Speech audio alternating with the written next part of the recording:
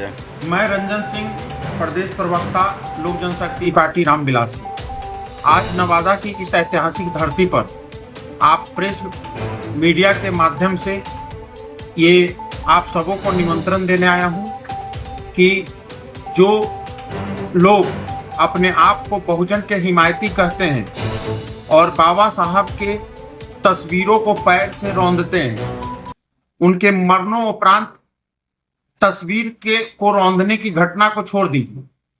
जब तक वो जिंदा थे तब तक उनके विचारों को ना चलते हुए उनको तिरस्कृत करने का काम महागठबंधन के लोगों ने किया है।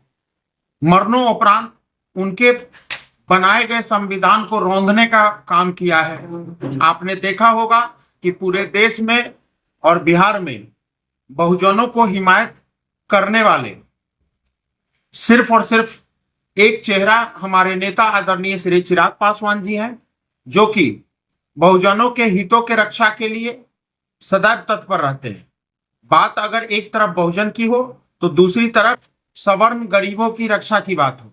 आपने देखा होगा कि विगत दिनों पिछले दिनों में 10% सवर्ण को आरक्षण देने का मामला हो या वक्फ बोर्ड पर जेपीसी का मांग करने की बात हो, अखिलितों के लिए अपने सत्ता की कुर्सी श्रद्धेय स्वर्गीय रामविलास पासवान जी ने 2005 में छोड़ दिया, उसकी बात हो, हमारे नेता श्रद्धेय स्वर्गीय रामविलास पासवान जी और वर्तमान में हमारे नेता चिराग पासवान जी बाबा साहब भीमराव अंबेडकर जी के तैलीय चित्र सेंट्रल हॉल में लगवाने की बात हो या फिर उनके एक भारत रत्न का सम्मान देने की बात हो, हमारे नेता और हमारे गठबंधन इसको बखूबी निभाने का प्रयास किया है और आगे भी करते रहेंगे। एनडीए जो सरकार जब सत्ता में आई है तब बाबा साहब के विचारों से,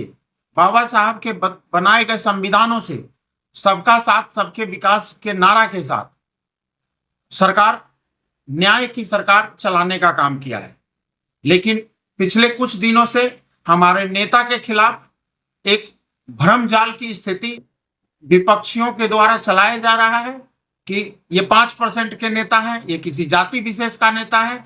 तो मैं उन शख्सों को बता देना चाहता हूं कि हमारे नेता सभी वर्ग, सभी धर्म और सर्व समाज के नेता है। वो दलितों के नेता है तो एक तरफ गरीबों के भी नेता है, वो शोषितों के नेता है, चाहे वो किसी भी जाति किसी भी धर्म की बात हो। इन्हीं नैरेटिव को बदलने के लिए आदरणीय चिराग पासवान जी 29 जून को राजगीर के हॉकी स्टेडियम में आने वाले हैं।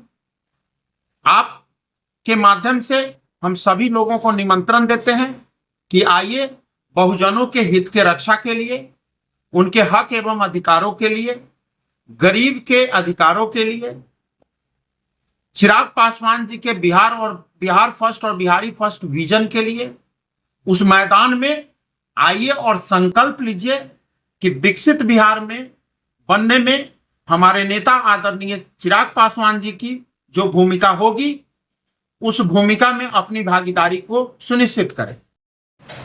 नमस्कार, मैं सोनम पासवान, लोक जनशक्ति प्रवक्ता। मैं नालंदा की धरती पर आज आई हूँ।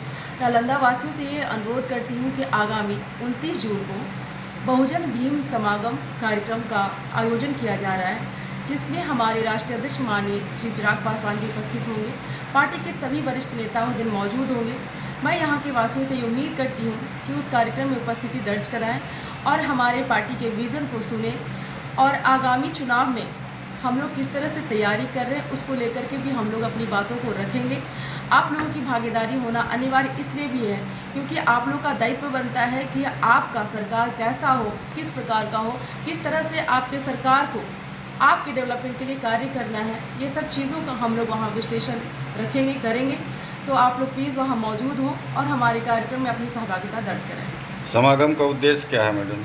बहुजन भीम समागम कार्यक्रम का आयोजन यही है कि जिस प्रकार से हमारे डॉक्टर भीमराव अम्बेडकर जी का विज़न रहा है कि वो पिछड़ा, अति पिछड़ा या समाज के अंतिम पायदान में जो भी पिछड़े व्यक्ति हैं उनको किस तरह से समाज में स्थापित किया जाए, उन्हीं सब मंशा को लेकर के जिस तरह से उनका विज़न रहा था, हमारे स्वर्गीय रामविलास पासवान जी ने उनके पद चिन्हों पर चलकर बहुत सारे कार्य किए, उनको सम्मान दिलाने का कार्य किए। और अब उनके नहीं रहने के उपरांत हमारे पार्टी के राष्ट्रीय अध्यक्ष माननीय श्री चिराग पासवान जी ये बीड़ा उठाए हैं कि जितने भी हमारे समाज में अति पिछड़े या समाज के अंतिम पायदान के जो लोग हैं उनको मुख्य धारा में कैसे जोड़ना है, इस ओर हमारी पार्टी कार्य करती है। और इसीलिए हम लोग चाहते हैं कि हमारे सभी वर्ग के लोग वहाँ उपस्थित हों, क्योंकि हमारे नेता हर जाति, हर वर्ग, हर समाज को इस विकास के राज्य में, विकसित राज्य में स्थापित करने का मुहिम हम लोग चलाए हैं और उसमें हम चाहेंगे कि सभी लोग मौजूद हों और इस कार्यक्रम में अपनी उपस्थिति दर्ज कराएं। धन्यवाद।